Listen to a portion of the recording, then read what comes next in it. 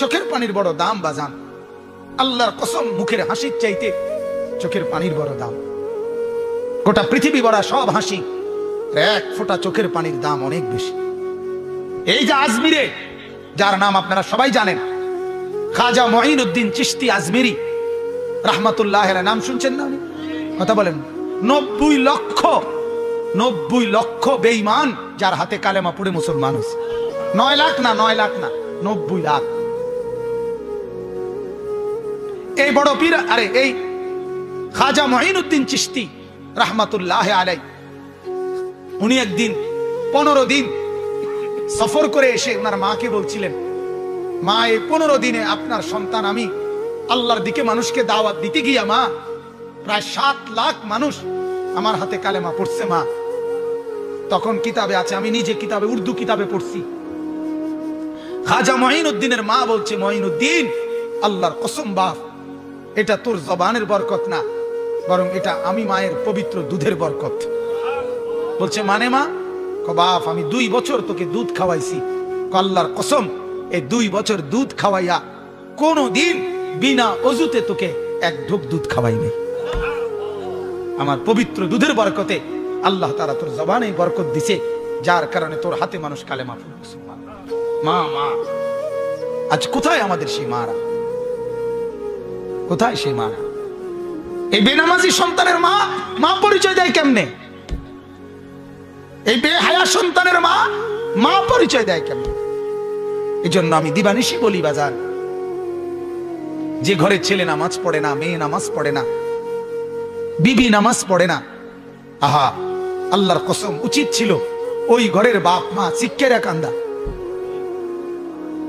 ওই ঘরে কান্নার রোল পড়ার কথা ছিল, ওই বাবার চোখে পানি ঝরার কথা ছিল, ওই মা চিৎকার করে কাঁদার কথা ছিল যে হায় আমার কি হবে, আমার সন্তান তো নামাজ পড়ে না, আমার মেয়ে তো নামাজ পড়ে না। আল্লাহর কসম এটা হওয়া কথা ছিল মুসলমানের ঘরে। আজ কোনো পেরেশানি নাই। বাবার চোখের সামনে, দাদার চোখের সামনে সন্তান নষ্ট হয়ে যাচ্ছে, স্বামীর চোখের সামনে স্ত্রী বেপর্দা হাজারো ছেলেকে, হাজারো পুরুষকে তারই টাকা দিয়া কিনা গহনা অলংকার পাউডার স্নো মাইকা রাস্তার লম্পট খারাইয়া মুতে এরম বেদফ এগুলারে দেখতে বললে তার বেড়ি বাইরে, হ্যাঁ? আর এই অপদার্থ স্বামী এটা হজম করে। তোরে জামাই হইতে বললো কে বেড়া? আত্মমর্যাদা যার নাই। হযরত সাদ ইবনে আবি ওয়াক্কাস একজন সাহাবী রাদিয়াল্লাহু তাআলা আনহু একদিন বলছিলেন যে আল্লাহর কসম আমি যদি কোনোদিন 1 মিনিটের জন্য দেখি আমার বিবিকে কোন ভিন পুরুষের সাথে অন্যায় অবৈধ কোনো কথা বলে, আমি সাথে সাথে তার গর্দান ফেলে দেব। আল্লাহর নবী সাল্লাল্লাহু আলাইহি সাল্লামের হাদিসে আছে, নবীজি শুনে এই কথা বললেন, সাদ তোমার আত্মমর্যাদা যদি এরকম হয়, আমি মুহাম্মদের আত্মমর্যাদা তার চাইতে বেশি। এরপরে বললেন, সাদ আমার মাওলার আত্মমর্যাদা আরো বেশি। আমার আল্লাহ এমন অশ্লীল, এমন বেহায়াকে 1 বিন্দু রহম করবে না, 1 বিন্দু ছাড় দিবে না।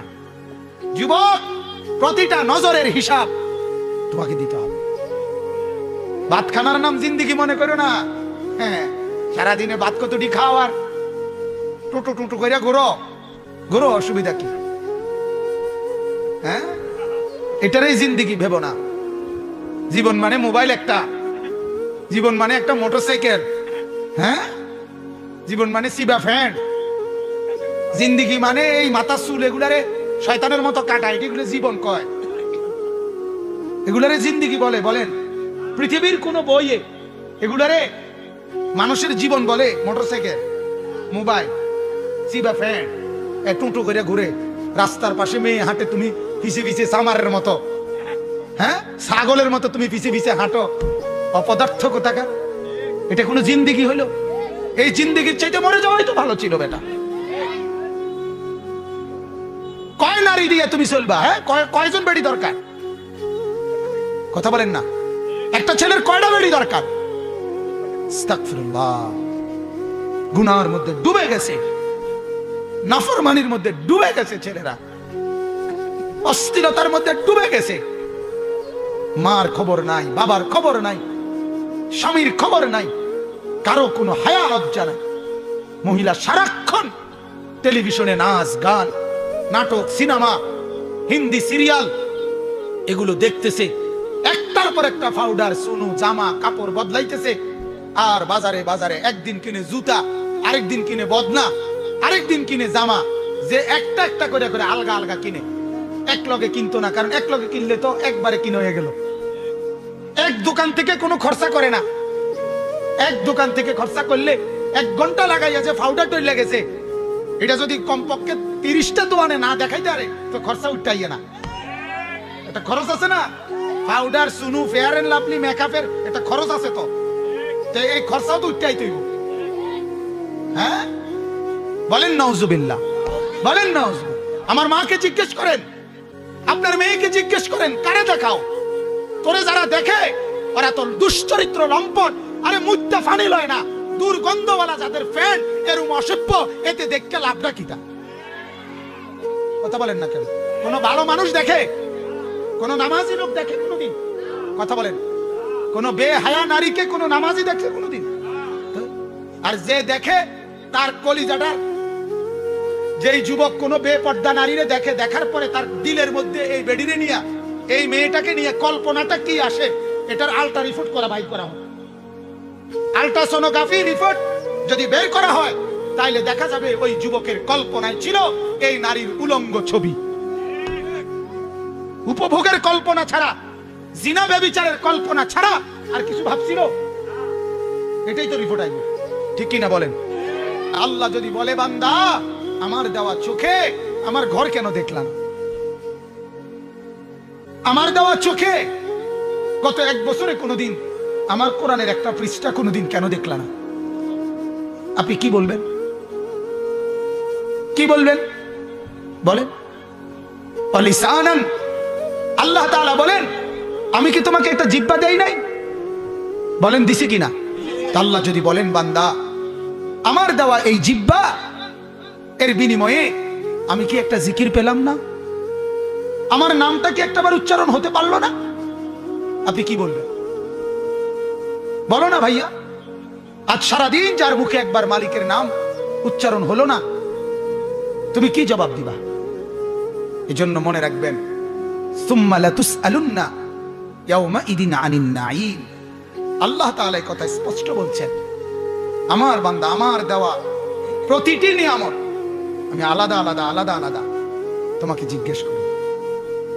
হাদিসের মধ্যে আছে, আল্লাহর নবী সাল্লাল্লাহু আলাইহি সাল্লাম বলেন, সাহাবী হযরত ওমরকে বলছে, ওমর জিন্দেগিতে যতটা খেজুর খাইছো, প্রত্যেকটা খেজুরের শুকর কি আদায় করছো? আল্লাহ তাআলা সেটা জিজ্ঞেস করেন। আল্লাহর নবী বলছে, ওমর জিন্দেগিতে যত ঢোক পানি খাইছো, প্রতি ঢোক পানির নিয়ামতের শুকর কি করছিলা? আল্লাহ এটা জিজ্ঞেস করেন। আপনি কি ভাবছেন? আল্লাহ তাআলা এখন ছেড়ে দিয়েছেন, আল্লাহ বলে রাখছে। দেখা, আল্লাহ নিজে বলছে, ইন্না ইয়াউমাল ফাসলি কানা মিকাতা। আমি তোমাদের ভালো মন্দের পার্থক্য, ন্যায় অন্যায়ের পার্থক্য, সৌভাগ্য দুর্ভাগ্যের পার্থক্য করার জন্য মিকাতা, একটা ওয়াক্ত, একটা সময়, হাসরের একটা মাঠ, কিয়ামতের একটা সময়, পরকালের একটা বিচার দিবস নির্ধারণ করে রাখছি। এই জন্য না এখন মাতি না। কথা বুঝেন নাই আপনি? আল্লাহ বলেন, আমি এমনি খাইতে দিছি। এই দুনিয়াটা আল্লাহর একটা আম দস্তরখান, মানে খোলা দস্তরখান। এই জমি আল্লাহ বলেন, এটা আমি বিছায় রাখছি, দেখো না দস্তরখানের মতো, এটা আমি খুলে রাখছি।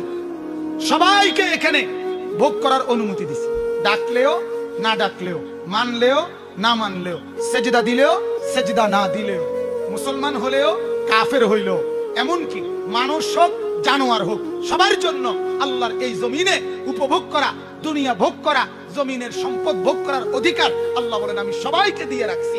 এজন্য রোদ বৃষ্টি, আলো বাতাস, আগুন পানি, সকাল দুপুর আলো হাতা বাতাস, সবকিছু সবার গায়ে লাগে, উপভোগ করে। কিন্তু আল্লাহ বলেন, কসম বান্দা, আমার আখিরাতের নিয়ামত, আমার জান্নাতের নিয়ামত সেজদা ছাড়া, কোরআন ছাড়া, গোলামি ছাড়া, বন্দেগী ছাড়া 1 ইঞ্চি 1 সুতাও কাউকে দেব না।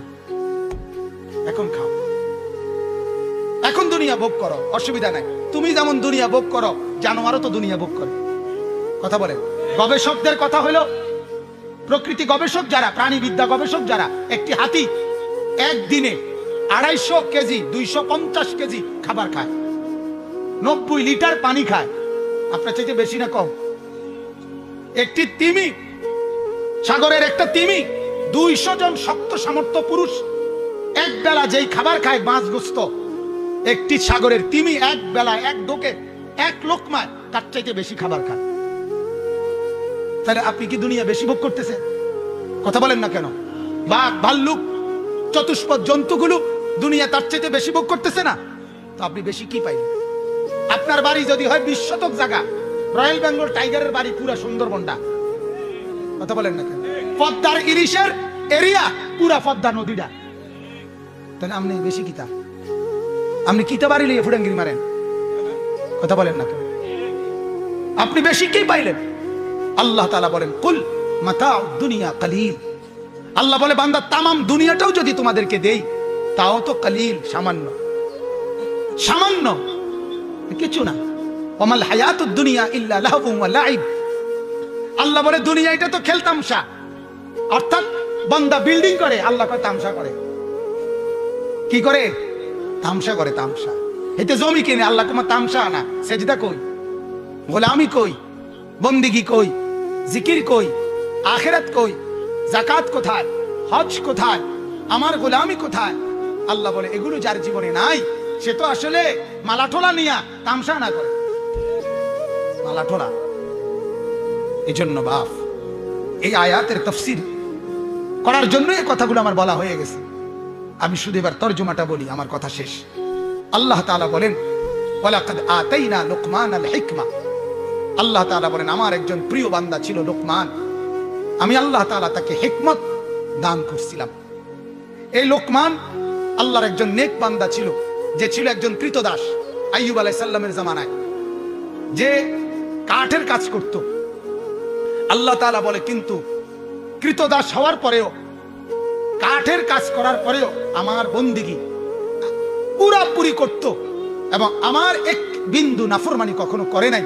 যেন আমি খুশি হয়ে একদিন রাত গভীরে ফেরেশতার মাধ্যমে, তাফসীর ইবনে কাসিরের মধ্যে আছে, আল্লাহ তাআলা তাকে আল্লাহর শ্রেষ্ঠ নেয়ামত হিকমত, এটা আল্লাহ বলেন আমি তাকে দান করলাম।